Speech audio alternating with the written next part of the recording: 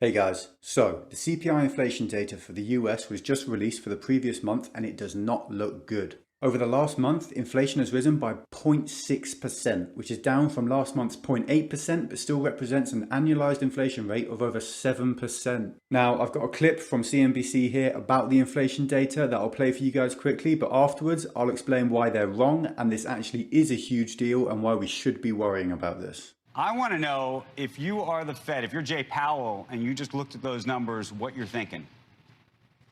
Yeah, well, thanks for having me first. I don't think that this number really changes the narrative because if you dig into it a little bit, what you saw was, as you guys alluded to, used car inflation continued to be quite firm. I think it was it was up 7.3% month over month. This is a huge increase. That was after 10% last month. That accounted for about a third of the increase in overall inflation for the month.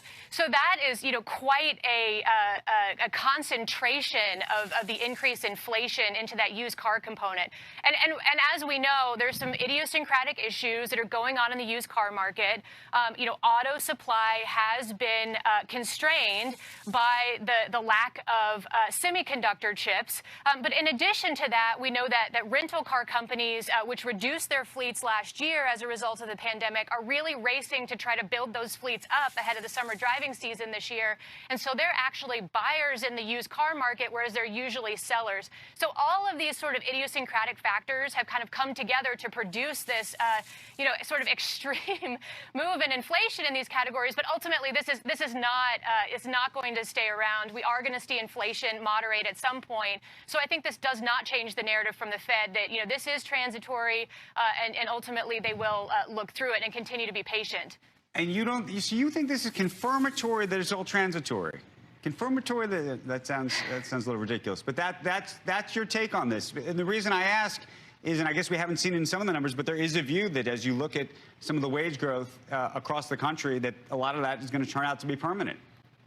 Yeah, so I mean, I think that is the big thing, to understand how broad-based these price pressures are, or how broad-based the wage pressures are. And as I mentioned, within the CPI, it does look like at least the extreme moves are concentrated in used cars. They're not more broader-based. And within wages, what we're seeing is it actually is more concentrated in low-wage and lower-skill jobs. There was an interesting academic research that came out of the Atlanta Fed that basically confirmed this. So it will be really key to understand, are those wage pressures really broadening out? Because if they are, that could be a sign that inflation expectations are increasing. And really, that's what the Fed is going to be caring about. Does this sort of shock in prices that we're seeing now, does it increase inflation expectations? Because that will sort of dictate whether this is transitory or ends up actually being more persistent. But if you're Jay Powell, you're kind of happy on the lower wage. The lower wages are moving up. That's a good sign for you, right? Yeah, absolutely. And I think if you're the Biden administration, that's a good sign as well.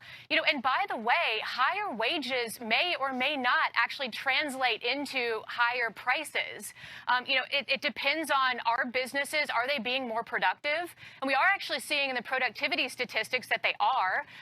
So that could dampen somewhat. That would increase margins potentially, and that could dampen somewhat the extent to which this is priced on or passed on to consumers. And the other thing is that's been a big deal is that labor share of broader economic income, right? Labor share of income has declined secularly over the last, call it 30 to 40 years. And the Biden administration certainly wants to try to reduce those trends toward labor share declines, increase them. Getting wages up at the bottom quartile of the wage distribution is one way to do that. So ultimately, I think that is a good thing. I don't know if you saw, we talked about it yesterday. Joe, I don't know, you weren't here to see this. Chipotle said that because wages were going up, that they were going to have to start charging more, 4% more, when you buy a burrito. And I know how much you care about the burrito. But at the same time, Tiffany, wages are going up for the CEO. The CEO's pay, I think, went from $14 million to $38 million. So there's a little bit of a question mark there. So, year-over-year inflation of 5% and month-over-month inflation of 0.6%, which is 7% when annualized. We haven't seen inflation this high since the Great Recession of 2008. This is not good news, no matter what the pundits tell you. Now, the argument from the mainstream media, Jay Powell, and everyone else who doesn't want you to worry is that this is just transitory inflation and it doesn't matter because it isn't going to last. But they are wrong. But wait a second, you say. Tiffany Wilding just told us that actually it's not a problem because some of that inflation is just from used cars. Well, even if used cars weren't included, inflation would still have been over 0.4% for 1 a month, which is still 5% a year when annualised. And we also have to consider why used car prices are rising. Well, it's because not enough new cars are being made, and that's because costs of production have gone up. That is inflation. Oh, and Tiffany also said we shouldn't worry about wage inflation because it's only lower skilled and lower paid wages that are rising. Well, guess what? These wages are not going to fall back down and they are going to remain inflated, and this will increase the costs for everything. Wilding was quick to tell us that higher wages for low-skilled jobs won't increase prices, but Chipotle have literally just had to raise prices because of increased wages. Basic economics have proved her wrong time after time again. Now, on top of all this, the CPI data does not include the housing market rising by over 15% in 1 year, the stock market rising by 33% in 1 year, collectible asset prices are skyrocketing as well, Rolex watches are increasing by 20% a year, Pokemon cards increasing by 50% a year. All of this is actual real inflation, it just isn't measured by the CPI, and the media aren't reporting on it because they don't want to scare investors and stop these gains. But here's the important thing. We all know the US has been printing money like there's no tomorrow, and most people will agree that to some extent it was kind of needed over the last year with the virus and the lockdowns. But what isn't okay is that the US government is still printing money. They are planning more stimulus checks to stimulate an economy that is on the border of seeing hyperinflation. Biden is planning on revitalizing the American economy with huge spending on infrastructure projects, despite the fact it has already recovered. If you are not worried by this, then you should be, because this won't just affect your cash, it will affect everything about your life. Hyperinflation, or even just sustained inflation of 5 or 7% for a couple of years, will force interest rates to rise, millions will lose their jobs, millions will lose their homes.